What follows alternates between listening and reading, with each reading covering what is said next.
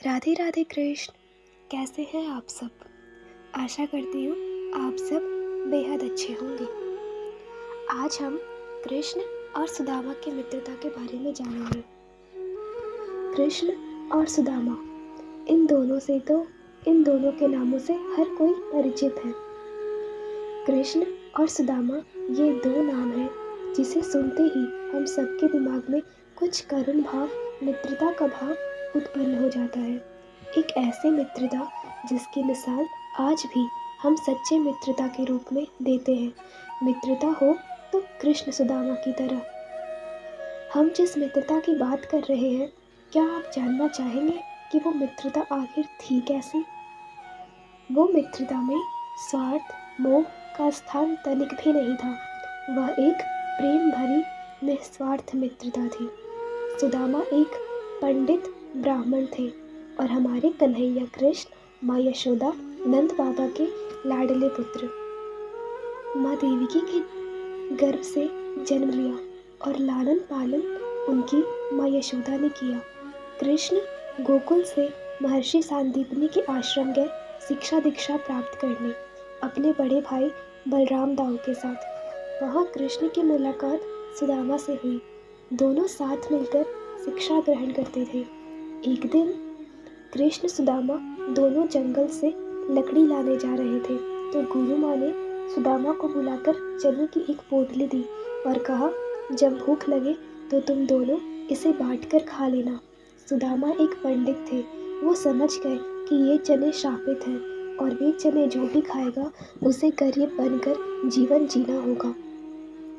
वहाँ पर यदि सुदामा चाहते तो वे चने नहीं खाते और वे चने कृष्ण को खिला देते, किंतु वे नहीं चाहते थे कि मेरा कृष्ण इस गरीबी का बोझ सहन करे, इसलिए उन्होंने वे सारे चने खा लिए। यहाँ उन्होंने निस्वार्थता का परिचय दिया। चने के शापित होने के कारण उसका परिणाम का जब समय आया तब सुदामा दीनहीन गरीब हो गए और कृष्ण द्वारिकाधीश बन चुके थे उस समय। सुदामा के जीवन का गुजारा ही किसी तरह हो पा रहा था। कभी कभी तो उन्हें भूखा ही रहना पड़ता था। एक दिन सुदामा की पत्नी ने सुदामा से कह दिया कि आपके मित्र है द्वारिकाधीश, क्या वे आपकी सहायता नहीं करेंगे? क्या वे अपने इस मित्र की कुछ सहायता नहीं करेंगे? पत्नी की बात मानकर सुदामा बहुत मुश्किल से द्वारिका जाने के लिए तैयार हुए। घर में थोड़ा बहुत चावल की पोटली बांधकर सुदामा की पत्नी ने सुदामा को दिया। सुदामा नंगे पांव, न सर पे टोपी न तन पे ढकने के लिए पूरे वस्त्र, ऐसी बेहाल स्थिति में वो द्वारिका के द्वार में जा पहुँचे। द्वारपालों ने उन्हें रोक दिया। फिर सुदामा के बहुत समझाने के बाद द्वारपाल कृष्ण के पास गए और कहा, आपसे मिलने आपका बचपन का कोई दोस्त आया है, नाम अपना सु।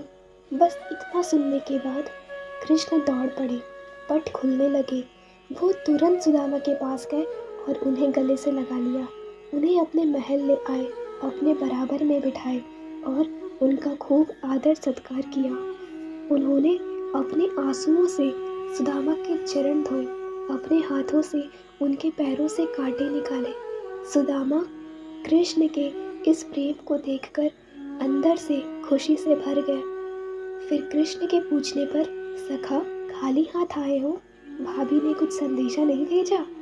सुदामा सकुचाते हुए बोले, नहीं नहीं।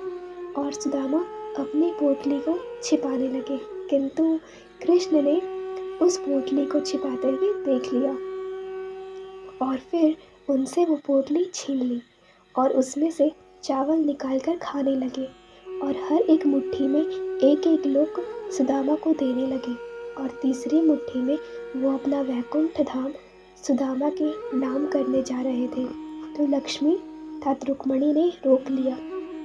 पहली मुट्ठी में स्वर्ग का वैभव सुदामा को सौंप दिया, दूसरी मुट्ठी में पृथ्वी लोकों का वैभव उस विप्र को सौंप दिया, तीसरी मुट्ठी में देने लगे जो वैकुंठ धाम तो लक्ष्मी ने रोक लिया। लक्ष्मी ने सोचा तब रुक्मणी ने सोचा कि अपना निवास भी दान में दे रहा, कैसा ये दानी मेरा पिया है। कृष्ण जैसा दानवीर कोई नहीं। कुछ दिन द्वारिका में बिताने के पश्चात जब सुदामा अपने घर को गए तब सब कुछ बदल चुका था। उसकी झोपड़ी महल में बदल गई थी। उसकी जिंदगी अपार खुशियों से भर गई। इस प्रकार आप देख सकते हैं कि दोनों ने अपना अपना समय आने पर मित्रता की पहचान किस प्रकार दी है। सुदामा ने कुछ मांगा नहीं और कृष्ण ने सब कुछ दे दिया। एक सच्चा मित्र तो वो है ना जो बिना कहे आपकी हृदय की बात जान लेता है। कृष्ण सुदामा की मित्रता सच्ची में बहुत ही अच्छी मित्रता थी। तो कहिए, द्वारिकाधीश कृष्ण की जय। जय श्री कृष्ण। राधे राधे।